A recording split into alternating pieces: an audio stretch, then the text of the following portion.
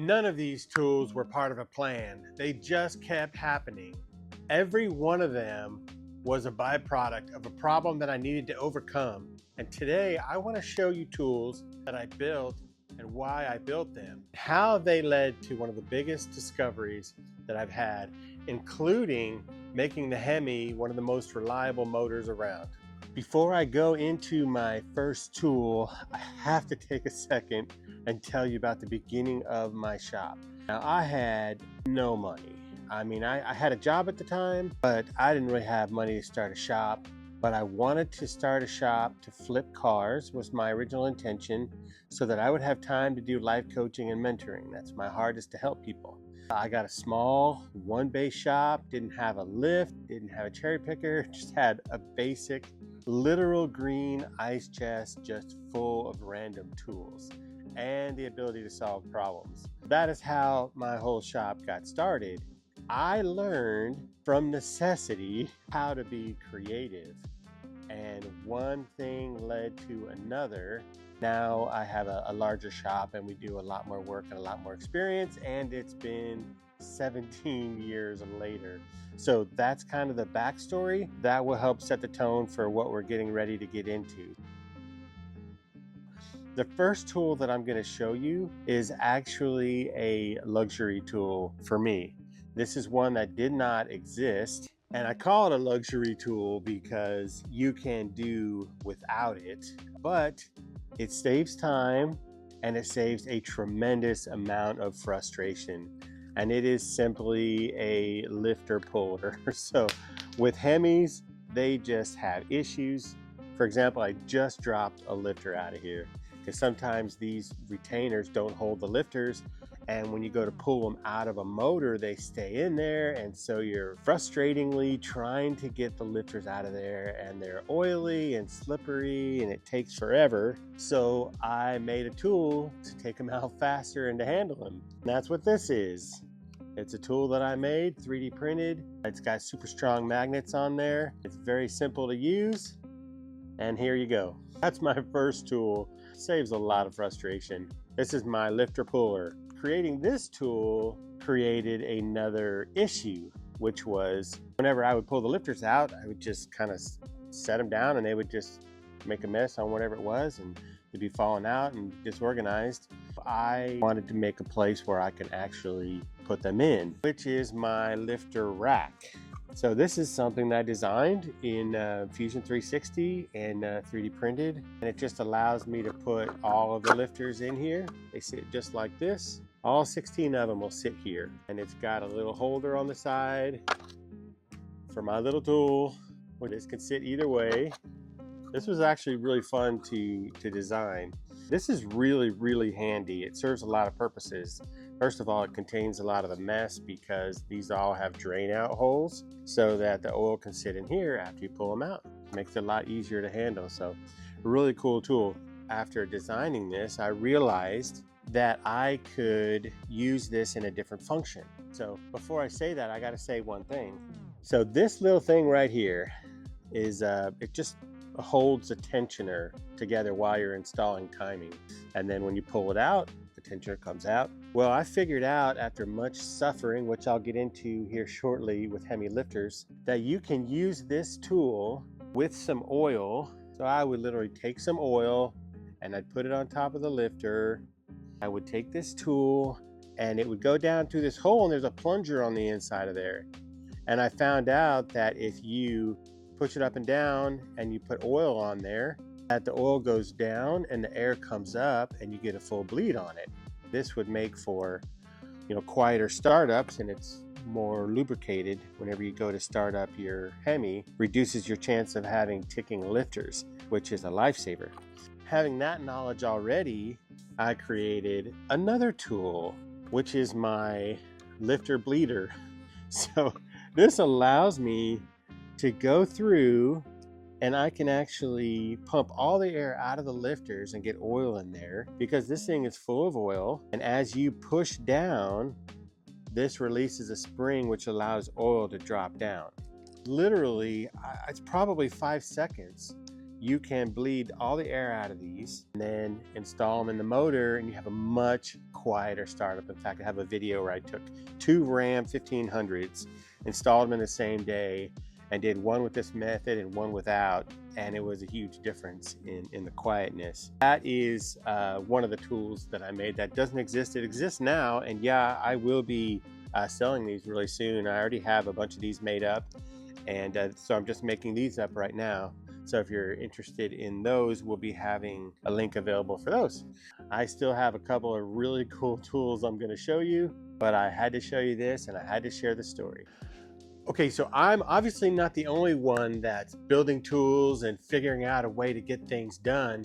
In my comments section, I've had a chance to chat with a lot of you about some of the ideas that you've had, and I want to be able to see them, and I can't really through the comments section of YouTube. So, and I want to see those. I want to see the stuff that you guys have created. It sounds so fascinating, and I think other people would want to see it as well. I am starting something called Build Over Buy. And it's really simple. It's just a Facebook page where we can get together and we can share the stuff that we've fabricated, made, tools we made, solutions we came up with. And it's just a way for us to share with each other the stuff that we've been working on. I'm excited about this because I want to see the stuff that you guys come up with. And I know other people want to see the stuff that you come up with. And I'm going to be sharing some of the stuff that I have on there. And I think it's going to be a great kind of a resource, and just fun to check out every now and then and see what people have come up with. So Build Over Buy, which is Bob the Builder, I guess you could say, not Bob the Builder for copyright reasons, but Build Over Buy. So if you're the kind of person that just says there's gotta be a better way, then that might just be great for you. So that's another thing that's born out of necessity. I want to see what you guys have. So anyway, let's get on to the next tool. So they say that necessity is the mother of invention. Well, if that's true, then pain must be the father. Here's why I say that. This is one of my tools, borderline machine here, that I used to solve a problem that caused me a ton of grief. So at my shop, we specialize in Hemis. I went through a period of time where I was trying some aftermarket lifters and vehicles. Oh man, this story right here. There was one time where I had 8 vehicles we had finished, and they were sitting out in our lot, and every single one of them was ticking, and that was with brand new lifters. Talk about frustrating and expensive. I just about quit, but I had to make a decision. Okay, well, I'm either going to quit doing this or I got to solve this problem. So what I did is I made a lifter tester out of a Hemi engine.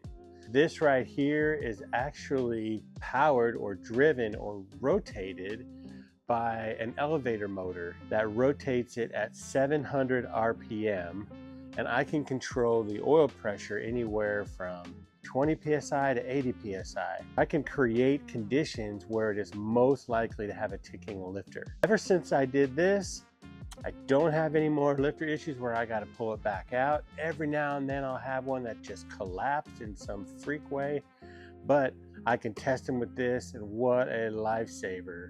Yeah, it took a long time to come up with the concept and to build it, but man, has it paid for itself big time. Out of pain comes some progress and some opportunity.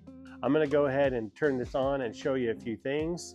Not very long, just so you can see how it works. Okay, so I just turned it on so you can hear it. You can see it rotating. Here's our elevator motor. That's rotating our pulley here. And as an interesting story, I have to share this with you. So I got online and I did a calculation.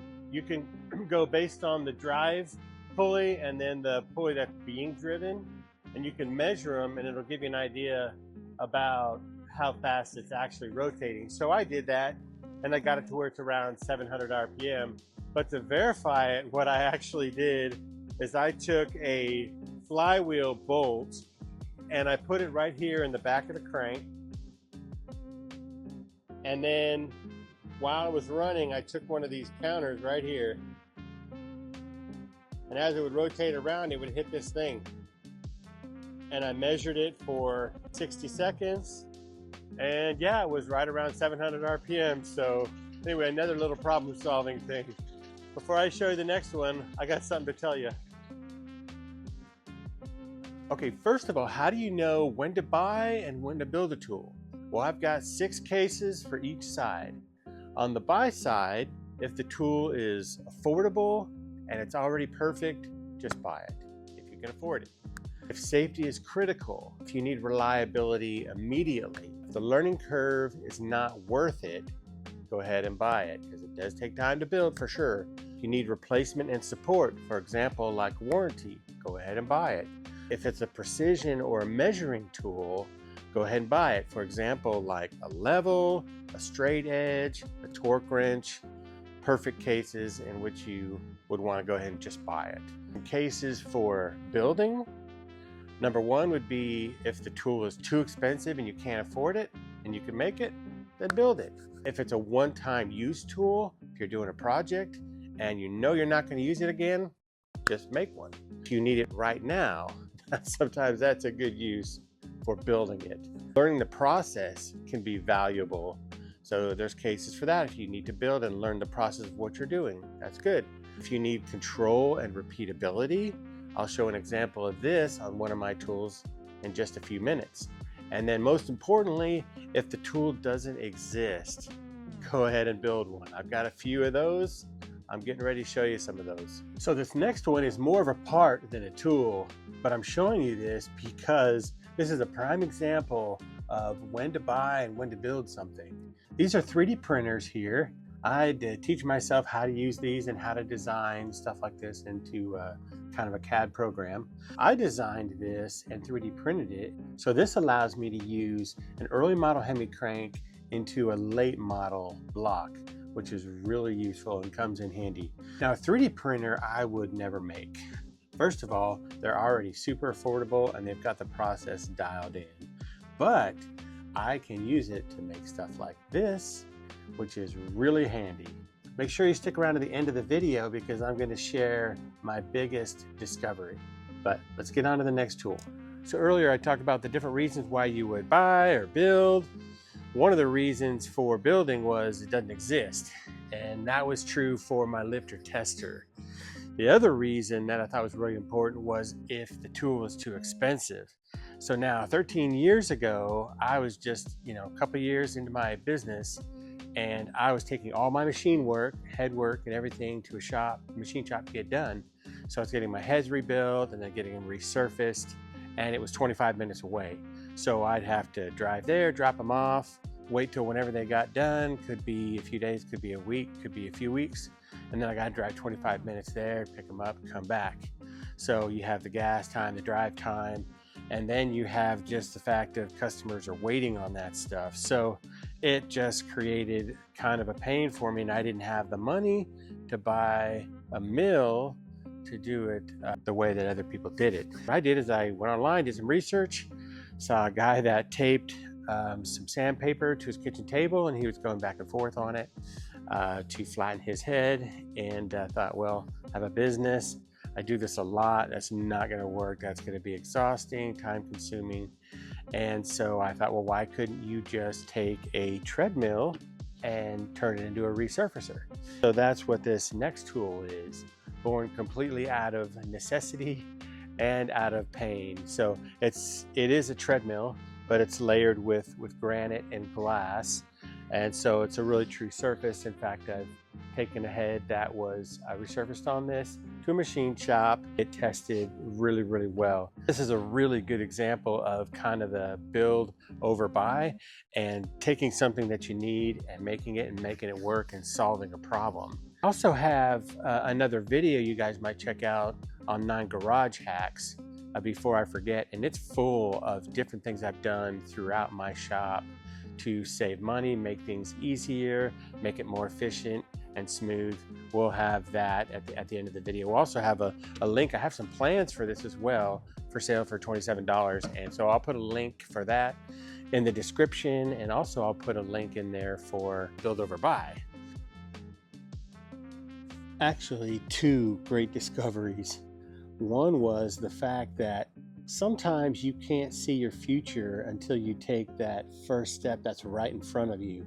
There's no way I'd be where I am today without taking one step and then another step, and they just lead to another and another, which is awesome. So chances are you have a step that's right in front of you. If you take it, it will lead you to some greater things. That was a huge discovery for me.